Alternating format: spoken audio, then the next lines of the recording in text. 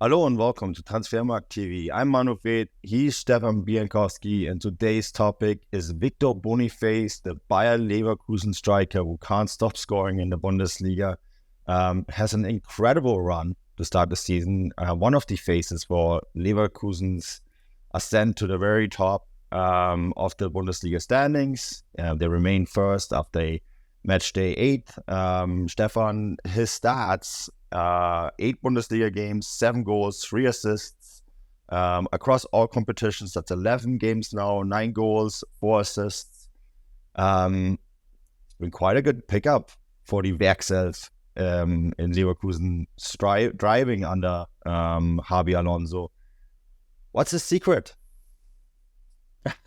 Good question. You'd probably have to ask the scouting team at Leverkusen, who, seemingly plucked this kind of diamond from the rough. But of course, he did very well at his former club as well. But, I think Boniface is just kind of really benefiting from playing in a system that just provides forwards like him with an abundance of chances, really. I think perhaps the best stat that we could use to kind of explain that is if you actually look at which players in the Bundesliga this season have actually hit the most shots, then Boniface is way ahead of the second place. I think maybe Sergio Guirassy might be second, but Boniface is probably about 10 shots ahead of him last time I checked, which is really quite something because the rest of the kind of chasing pack are all quite close to one another. Now, you could say that could be because, he's very good at taking the ball and finding opportunities to shoot, or, which is probably more likely, is that he's played in this kind of new-look Leverkusen team that Xabi Alonso has put together, and they're playing a very kind of specific type of football which prioritizes keeping the ball, it prioritizes kind of pushing far up the pitch, and it prioritizes a lot of kind of wide play, particularly through to excellent fullbacks in Grimaldo and Jeremy Frimpong. And, you then add players like, Florian Wirtz, Granit Xhaka in the middle of the park there. And, it's a team that's basically built around getting the ball into the box as often as possible. And Boniface has done a great job of kind of getting on into those chances and scoring goals. As you mentioned a moment ago, he's also very good at creating goals. He put in a wonderful assist for Frimpong against Wolfsburg on Saturday. And so he's obviously got a lot to his game.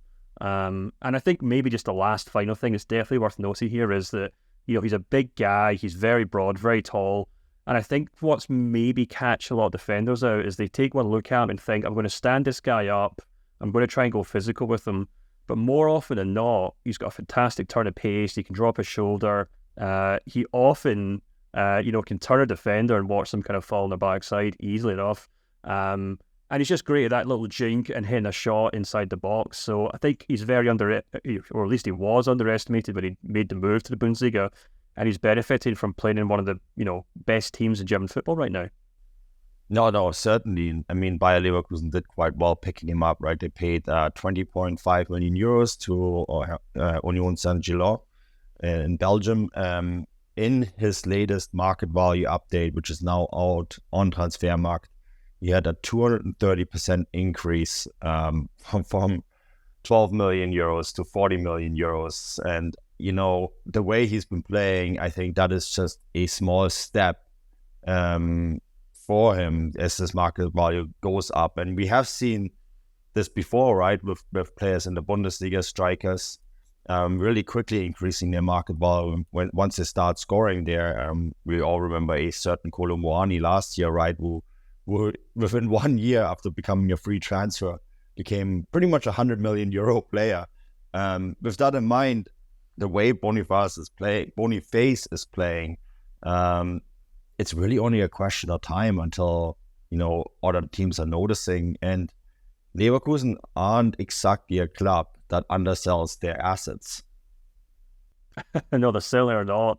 If you kind of take a look at their record sales, of course, Kai Havertz is top of that with the 80 million euros that Chelsea paid for him. There's maybe some other players like Heung-min Son, Julian Brandt, Bernd Leno, more household names. But even more recently, Aston Villa paid the best part of 90 million euros for Leon Bailey and Moussa Diaby. Diaby in particular, who was kind of courted for a number of seasons, but Leverkusen only sold him when they finally got the price that they wanted for him.